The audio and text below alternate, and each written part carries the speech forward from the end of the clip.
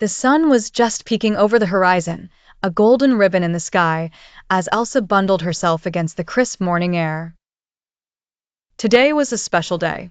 Elsa, the Queen of Arendelle, was going to spend it with Kristoff and the veteran ice harvesters of the kingdom.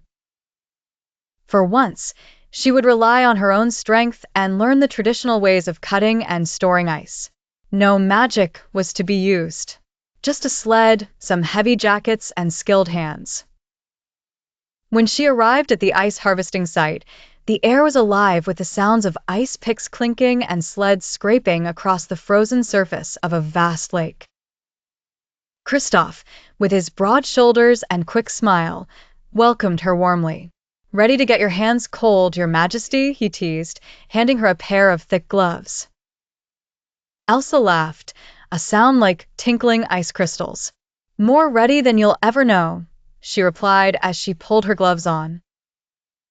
The elder of the ice harvesters, a grizzled man with a white beard and twinkling eyes named Olaf, no relation to the snowman, gathered everyone around. He spoke with a voice full of stories, one that commanded respect. "Before we begin, know that ice harvesting has been in our blood for generations," Olaf said. "It requires strength, patience, and teamwork. Each block of ice you cut and store is a testament to your hard work and dedication." Elsa listened intently, feeling a sense of excitement and anticipation. Learning this craft was a way to connect with Arendelle's past, a way to understand her people and the traditions that shaped their lives. The first task was cutting the ice. Kristoff showed Elsa how to use the long ice saw, its teeth razor-sharp. She watched as he measured the blocks with precision. Taking a deep breath, she mimicked his movements, her muscles straining as the saw cut through the ice. Kristoff stayed close, offering tips and corrections, his demeanor patient and encouraging. The next step was using the tongs to lift the ice blocks onto the sleds.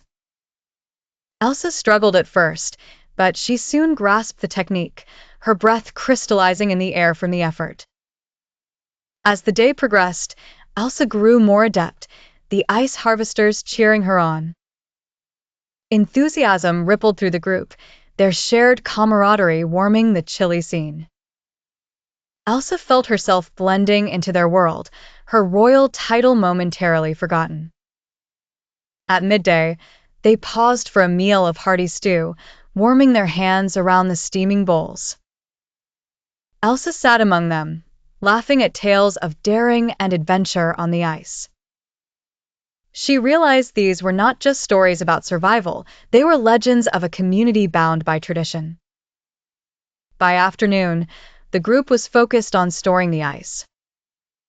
Each block needed careful stacking, and Elsa learned how to pack sawdust between the layers to insulate them until summer. She marveled at the intricate process and the synchrony it required. As the sun dipped low, casting long shadows across the icy landscape, Elsa reflected on her day. She felt a profound respect for the harvesters. Their work was more than just labor. It was a link to Arendelle's history and a testament to perseverance. Kristoff walked up beside her as the team wrapped up. "Not too bad for a first-timer," he commented, nudging her playfully. Elsa smiled back, feeling stronger and more connected to her kingdom. "I think I prefer it this way, without my magic," she admitted. "Today, I've seen just how much Arendelle's strength lies not in power, but in its people."